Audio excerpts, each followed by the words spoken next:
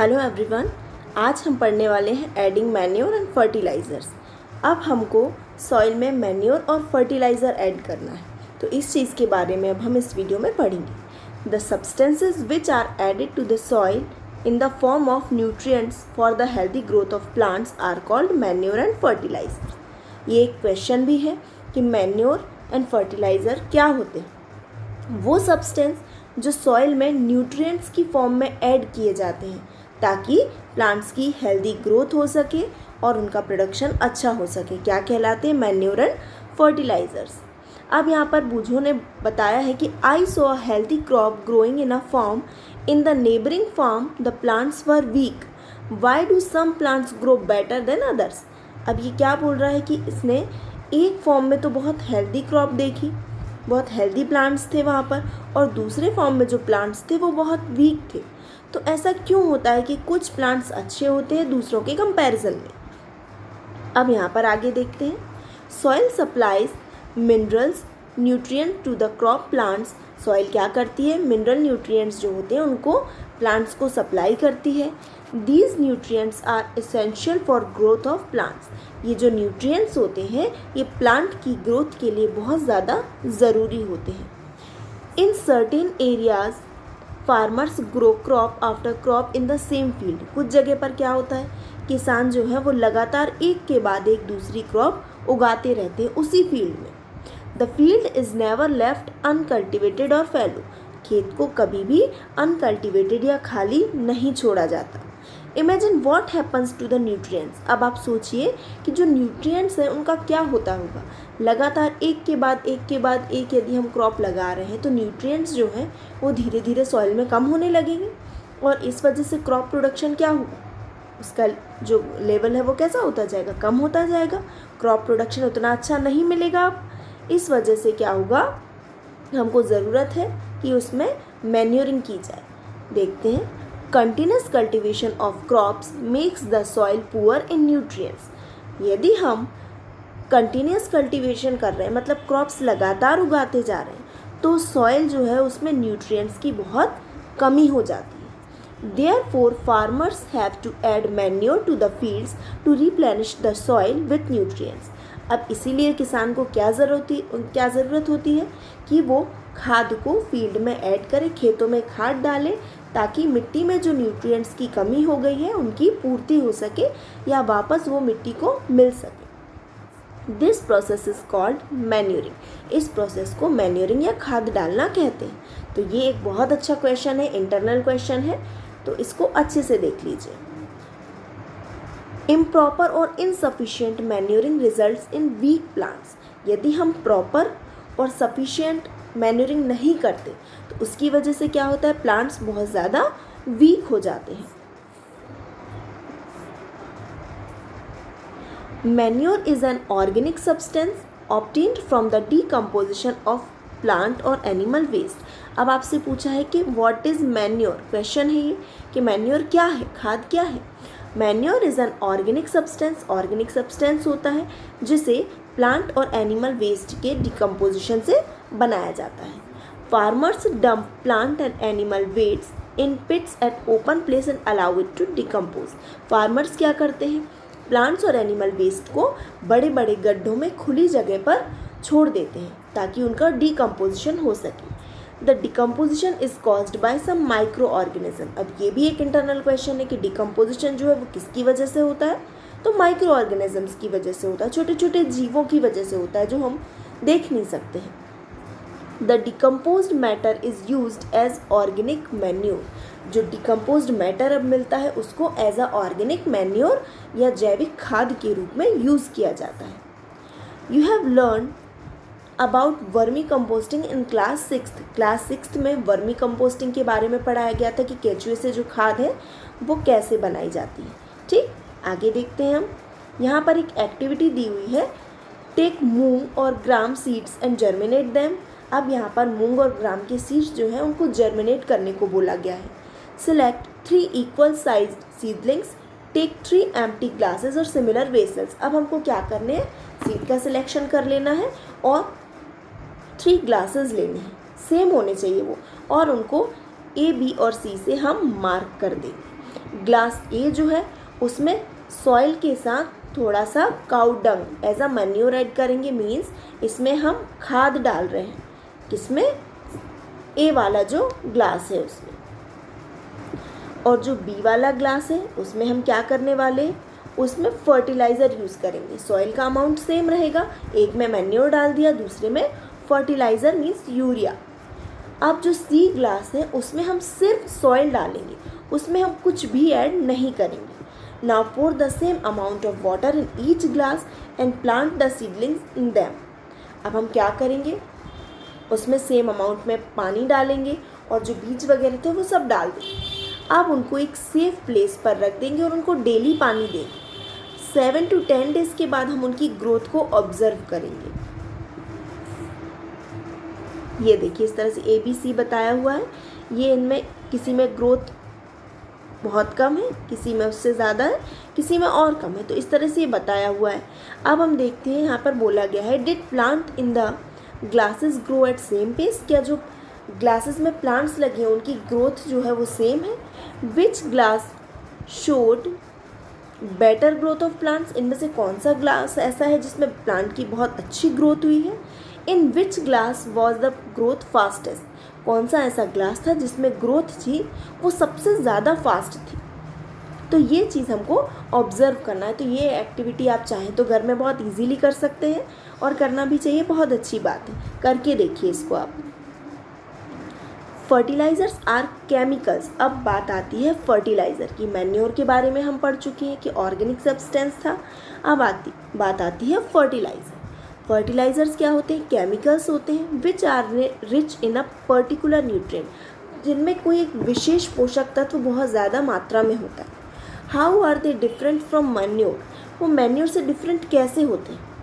Fertilisers are produced in factories. Fertilisers को कहाँ बनाया जाता है, फैक्ट्रीज़ में बनाया जाता है। सम एग्जाम्पल फर्टिलाइज़र्स कौन कौन से हैं, urea, ammonium sulphate, super phosphate, potash, NPK। NPK मतलब nitrogen, phosphorus and potassium. The use of fertilizers has helped farmers to get better yield of crops such as wheat, paddy and maize. जो fertiliser है उनके uses से क्या हुआ है, farmers को बहुत हेल्प मिली है। किस में, क्रॉप प्रोडक्शन ज़्यादा बेटर होने में। अब उनको जो यील्ड मिली, उनको जो मात्रा मिली, तो वो कैसी मिली, बहुत अच्छी मिली, जैसे गेहूं में, धान में, मक्का में। But excessive use of fertilisers had made the soil less fertile. लेकिन बहुत ज़्यादा यूज़ करने की वजह से जो फर्टिलाइज़र्स हैं उनका बहुत ज़्यादा यूज़ होने लगा। इस वजह से सॉइल जो थी वो कैसी हो गई, लेस फर्टाइल हो गई। सॉइल की जो उपजाऊ क्षमता थी वो कम हो गई। Fertilisers have also become a source of water pollution. Fertilisers की वजह से वाटर पोल्यूशन भी कैसा होता है, बहुत ज़्यादा हो गया है।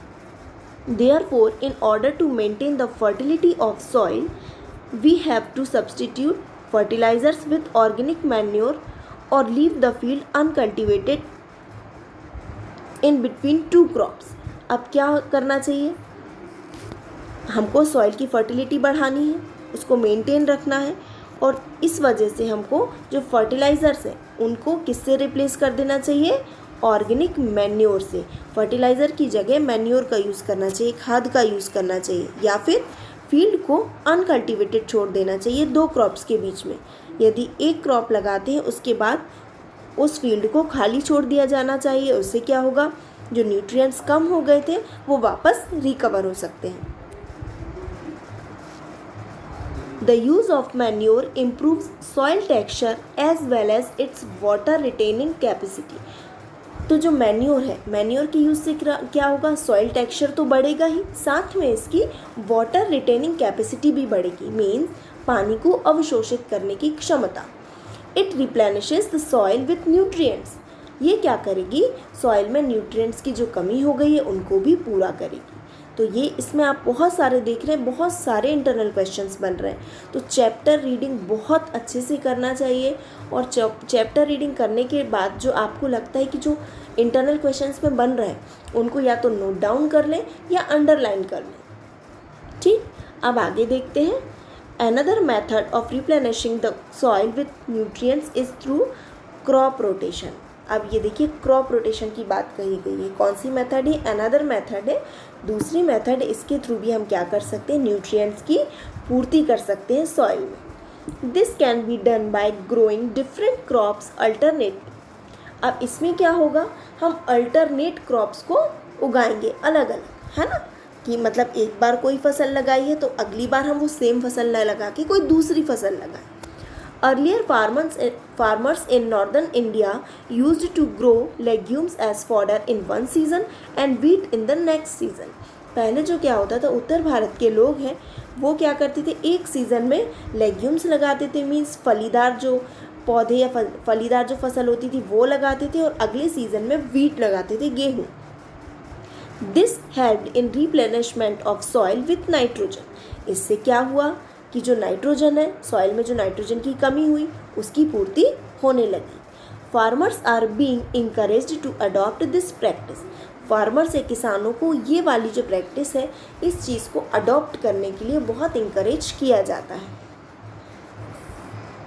In the previous classes you have learned about rhizobium bacteria. These are present in the nodules of roots of leguminous plant. अब ये भी पूछ सकते हैं कि राइजोबियम बैक्टीरिया कहाँ प्रेजेंट होता है, ये भी बहुत इंपॉर्टेंट क्वेश्चन। तो राइजोबियम बैक्टीरिया जो होता है वो लेग्यूमिनस प्लांट्स या फलीदार जो प्लांट्स होते हैं जैसे चना, मटर, इनकी जो रूट्स में नोड्यूल्स प्रेजेंट होती हैं, ग्रंथियाँ होती हैं, तो उनके अंदर ये बैक्टीरिया प्रेजेंट होता है। और ये क्या करता है? एटमॉस्फेरिक नाइट्रोजन को फिक्स कर देता है। मीन्स जो नाइट्रोजन होती है, वायुमंडलीय नाइट्रोजन है, उसको ये फिक्स कर देता है सॉइल में, और ये नाइट्रोजन प्लांट्स को मिल जाती है, जिससे क्रॉप प्रोडक्शन कैसा होता है? अच्छा होता है। अब यहाँ पर बात की गई है differences between fertilisers and manure. ये भी बहुत इंपॉर्टेंट क्वेश्चन है। Clear? Fertiliser is a man made inorganic salt. Fertiliser क्या है? मैन मेड है और इनऑर्गेनिक सॉल्ट है। जबकि मैन्योर क्या है? Manure is a natural substance obtain by the decomposition of cattle Dang and plants residues. जो मैन्योर है वो कैसा होता है? ऑर्गेनिक होता है। क्यों?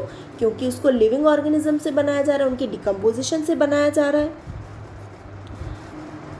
Fertilisers is prepared in factories. Fertilisers को कहाँ प्रिपेयर किया जाता है? फैक्ट्रीज में। Manure can be prepared in field. और मैन्योर को कहाँ बनाया जा सकता है? खेतों में, फील्ड में। Fertilisers does not provide any humus to the soil. जो फर्टिलाइजर्स हैं वो ह्यूमस नहीं देते सॉइल। ह्यूमस क्या है? ह्यूमस जो है वो ऑर्गेनिक सब्सटेंस है, डार्क रंग का होता है, जो प्लांट्स और एनिमल की ये डिकम्पोजिशन से बनता है और सॉइल की अपर लेयर में प्रेजेंट होता है। इसकी वजह से प्लांट को जो प्रोडक्शन है, उनकी जो प्लांट्स की ग्रोथ है वो बहुत अच्छी होती है। Manure provides a lot of humus to the soil. जबकि मैन्योर क्या है? बहुत सारा ह्यूमस सॉइल को प्रोवाइड कराता है। Fertilisers are very rich in plant nutrients like nitrogen, phosphorus and potassium. Fertilisers जो होते हैं वो बहुत रिच होते हैं न्यूट्रिएंट्स में, जैसे नाइट्रोजन हुआ, फॉस्फोरस हुआ, पोटेशियम हुआ, ये चीज़ इनमें बहुत ज़्यादा होती है। Manure is relatively less rich in plant nutrients. जबकि मैन्योर में फर्टिलाइज़र के कंपैरिजन में जो न्यूट्रिएंट्स होते हैं वो कैसे होते हैं? थोड़े कम होते हैं। लेकिन आप देख रहे हैं कि ज़्यादा बेनिफिशियल कौन है? मैन्योर है फर्टिलाइज़र के कंपैरिजन में। आगे देखते हैं। Table gives the differences between a fertiliser and manure. ये जो टेबल है ये इसने आपको डिफरेंस दिखा दिया किसके? फर्टिलाइज़र और मैन्योर के बीच में। तो अब हमको बहुत क्लियरली समझ में आ रहा है कि कौन ज़्यादा बेटर है। ठीक, तो कौन ज़्यादा अच्छा है? मैन्योर ज़्यादा अच्छी है। तो इसके एडवांटेजेस क्या है? ये भी बहुत इंपॉर्टेंट चीज़ है। The organic manure is considered better than fertiliser. जो ऑर्गेनिक मैन्योर होती है वो फर्टिलाइज़र के कंपैरिजन में बेटर होती है। क्यों होती है? तो इसके पॉइंट्स दिए हुए हैं। It enhances the water holding capacity of the soil. ये क्या करती है? वाटर को होल्ड करने की कैपेसिटी बढ़ाती है सॉइल में। पानी को ग्रहण करने की, पानी को अवशोषण करने की ये क्षमता सॉइल में बढ़ाती है। It makes the soil porous due to which exchange of gases become easy. अब ये क्या करती है? सॉइल को पोरस बनाती है। सॉइल जो है उसको सरंध्र बनाती है, बारीक बारीक मतलब उसमें छेद हो जाते हैं, कह सकते हैं छिद्रित बनाती है। उससे क्या होगा? गैसेस का एक्सचेंज, गैसों का विनिमय है जो वो बहुत ईजीली हो सकता है। नेक्स्ट पॉइंट क्या है? It increases the number of friendly microbes. इसकी वजह से जो फ्रेंडली माइक्रोब्स हैं जो सॉइल के लिए ज़रूरी होते हैं, साथ ही साथ प्लांट्स के लिए बहुत ज़रूरी होते हैं, वो भी इंक्रीज़ होते हैं। अभी समझ में ही आ रहा है कि सॉइल को पोरस बना रही है ना। वाटर कैपेसिटी बढ़ गई तो वाटर भी मिलेगा, एयर भी मिल रही, तो माइक्रोब्स क्या हो रहा है, माइक्रोब्स का नंबर भी बढ़ेगा, इंक्रीज होंगे, उनकी ग्रोथ भी बढ़ेगी है। It improves the texture of soil, और ये साथ साथ सॉइल का टेक्सचर भी इम्प्रूव करती है।